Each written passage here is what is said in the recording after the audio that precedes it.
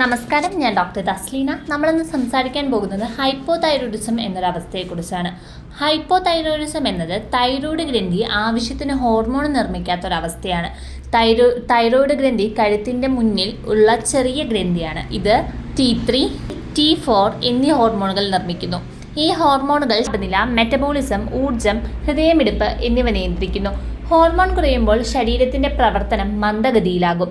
ഹൈപ്പോതൈറോയിഡിസത്തിൻ്റെ പ്രധാന ലക്ഷണങ്ങൾ: ഒന്ന്, സ്ഥിരമായ ക്ഷീണം, ശരീരഭാരം കൂടുക, തണുപ്പ് അധികം അനുഭവപ്പെടുക, മുടി കൊഴിച്ചൽ, ശ്രദ്ധക്കുറവ്, ഓർമ്മക്കുറവ്, മനോവിഷമം അല്ലെങ്കിൽ ഡിപ്രഷൻ, പീരിയഡ്സിലുണ്ടാകുന്ന പ്രശ്നങ്ങൾ എന്നിവയാണ്. ഹൈപ്പോതൈറോയിഡിസം ഉള്ളവർക്ക് ഭക്ഷണത്തിൽ ചില ക്രമങ്ങൾ ചെയ്യേണ്ടതുണ്ട്. ഹൈപ്പോതൈറോയിഡിസം ഉള്ളവർ ഭക്ഷണകാര്യങ്ങളിൽ എന്തൊക്കെ ശ്രദ്ധിക്കണമെന്ന് നോക്കാം.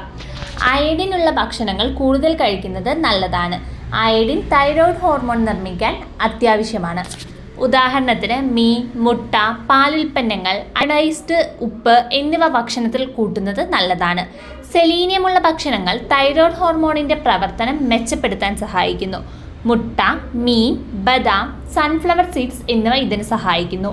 പ്രോട്ടീനുള്ള ഭക്ഷണങ്ങൾ മെറ്റബോളിസം മെച്ചപ്പെടുത്താൻ ഇത് സഹായിക്കും. ഉദാഹരണത്തിന് മുട്ട, മീൻ, പയർവർഗ്ഗങ്ങൾ, കടല തുടങ്ങിയവ.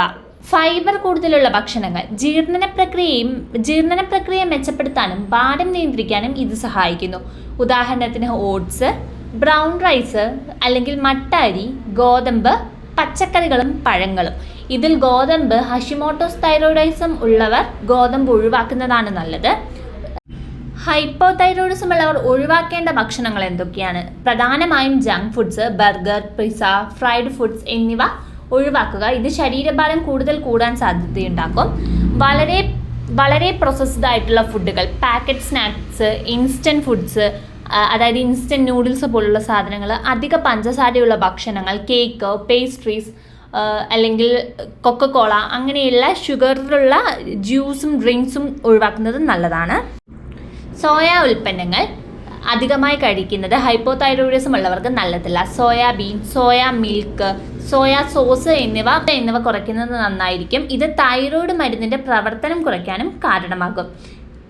ക്രൂസിഫറസ് വെജിറ്റബിൾ, അതായത് ക്യാബേജ്, ബ്രക്കോളി, കോളിഫ്ലവർ എന്നിവ ഇത് പച്ചയ്ക്ക് ഒട്ടും കഴിക്കരുത്. എന്നാൽ ഇത് പാകം ചെയ്ത ചെറുതായെല്ലാം കഴിക്കാമെങ്കിലും ഹൈപ്പോതൈറോയിഡ് പേഷ്യൻസിന് അത്ര നന്നായി പ്രോത്സാഹിപ്പിക്കപ്പെടുന്ന ഒരു ഭക്ഷണമല്ല ഇത്തരം ഭക്ഷണങ്ങൾ.